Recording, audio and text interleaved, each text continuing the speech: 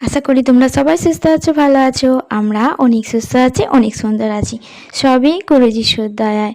তো মেয়েও তো খুব সুস্থ সুন্দর আছে, কিন্তু কুসোনা এত দুষ্ট হয়েছে না। দুষ্টুমি বলতে অন্যায় কিছু করে না, কিন্তু অনেক পাকা পাকা কাজ করে।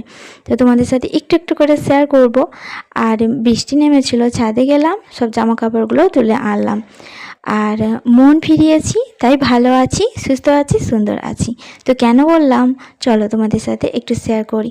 যখন আমার মা প্রথম বলেছিল আমাকে যে গুরুজিশুর মণ্ডলী যাবি, চল আজকে যাব তাহলে, হঠাৎ করেই কিন্তু কয়েক ঘন্টা আগে। তো আমি কোনো কিছুই ভাবিনি, ভাবলাম যে হ্যাঁ যাই, অনেক কিছুই তো করেছি মেয়ের জন্য, তো এটাও চলো করে দেখি, একটু যাই, যদি ভালো হয় ভালো থাকি।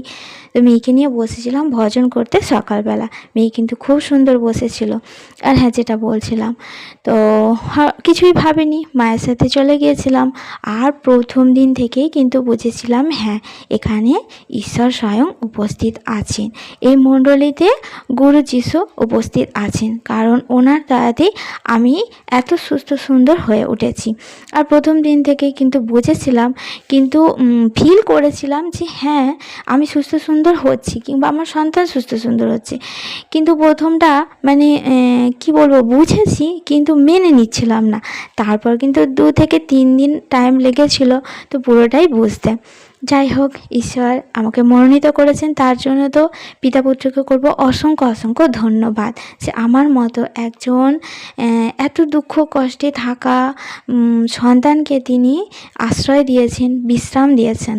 তো তখন যদি না মন ফিরাতাম, দেখো, তখন যদি মাকে বলতাম যে না, ওটা তো যীশুখ্রিস্ট, ওখানে যাব না, যদি কেউ কিছু বলে, তো দেখো, তখন এত কিছু কিন্তু ভাবিনি, না ভেবেই চলে গিয়েছিলাম।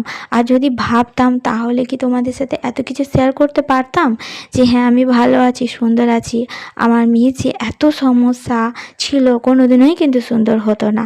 তো মেডিসিনে হয়েছে, কিন্তু ওই 2 পা এগিয়েছি, 5 পা পিছিয়ে এসেছি। 7টা বছর ধরে তো এইভাবেই ঘুরে বেরিয়েছিলাম, কিন্তু এখন যা শেয়ার করছি তোমরা সেটা দেখতে পাচ্ছ, কিংবা আমার মনের কথা, আমি যে তোমাদের সাথে কথা শেয়ার করছি তাতেও বুঝতে পারছো যে আমি কতটা শান্তিতে আছি। তো মন ফিরিয়েছিলাম বলেই কিন্তু সুস্থ সুন্দর আছি। আর পুরোটাই আমার যে ভূমিকা তা কিন্তু নয়। উনি যদি না আমাকে মনোনীত করতেন, মানে স্বয়ং ঈশ্বর যদি না আমাকে মনোনীত করতেন, কারো মাধ্যমে যদি আমাকে বার্তা না দিতেন, তাহলেও আমি হয়তো যেতে পারতাম না। তাহলে আমার ইচ্ছা হলো তো আমি আগেই যেতে পারতাম না, না? তো মানে যেতে পারতাম আর কি। তো এখানেই বুঝতে হবে যে উনি যেদিন ঠিক করে রেখেছেন, সেদিনই আমরা ঈশ্বরের দেখা পাবো। তো এখন তো কুসোনা অনেক শান্ত, অনেক ধীর স্থির। তো দেখো, মানে মণ্ডলী থেকে বাড়ি আসছিলাম, তো বায়না করছিল, স্কুল মাঠে তো বাচ্চারা খেলা করছিল, তো ও যাওয়ার জন্য বায়না করছিল। কিন্তু ওকে তো মানে খাওয়াতে হবে, ড্রেস চেঞ্জ করতে হবে, তখন তো আমি যেতে দিতে পারবো না। তো একটু আর কি টেনে টেনে আনতে হয়েছিল। এইভাবে নিজের চাহিদাগুলো এখন বোঝাতে শিখেছে। খাবার দাবার বলো, কিছু জিনিস বলো, তারপর কোথাও যাওয়ার হলে একটু মুখে আওয়াজ করে এখন কিন্তু বুঝিয়ে দেয়। আর সবথেকে মানে কি বলবো, এখন এই কয়েকটা মাসে মণ্ডলী যাচ্ছি, এত খুশি এত খুশি, ও আমাকে প্রত্যেকটা দিন মামা বলে ডাকে। আর ওর বাবাকেও কিন্তু পাপা বা পাতে যা হোক একটা বলে। আমি যখনই বলি বাবু একবার মাম্মা বলো না, আমার শুনতে ইচ্ছা করছে, ও কিন্তু তখনই আমাকে মাম্মা বলে ডাকে। তো আগে যেটা হতো, একটু সেটাও তোমাদের সাথে শেয়ার করি। আগে যেটা হতো সেটা হচ্ছে যে একবার বলতো, মানে 15 দিন হয়তো বলল, তারপর 1 থেকে 1.5 মাস একদম মুখ বন্ধ করে থাকতো, মানে কোনো মুখে আওয়াজ করতো না, একদম চুপচাপ থাকতো। আর এখানে আমি করছিলাম কি, কাগজপত্রগুলো গুছিয়ে নিচ্ছিলাম। এত জমা হয়ে গেছে, ওই যে ডাক্তারখানায় গিয়ে গিয়ে মানে সব গুছিয়ে রেখে দিয়েছি। এমনকি সেই ওষুধ কিনেছি, সেই কাগজগুলোও কিন্তু গুছিয়ে রেখে দিয়েছিলাম। তো সময় হয়নি, তো ভাবলাম যে আজকে একটু গুছিয়ে রেখে দিই, তো ওই দিনকার একটু গুছিয়ে রাখলাম। এটা তো মঙ্গলবারের ভিডিও। তারপর রাত্রে মেয়েকে ঘুম পাড়াচ্ছিলাম, দেখো পা টিপে দিচ্ছি।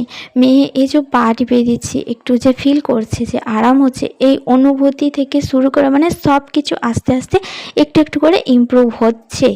তো ইমপ্রুভ হচ্ছে সেটাই তোমাদের সাথে আমি শেয়ার করছি।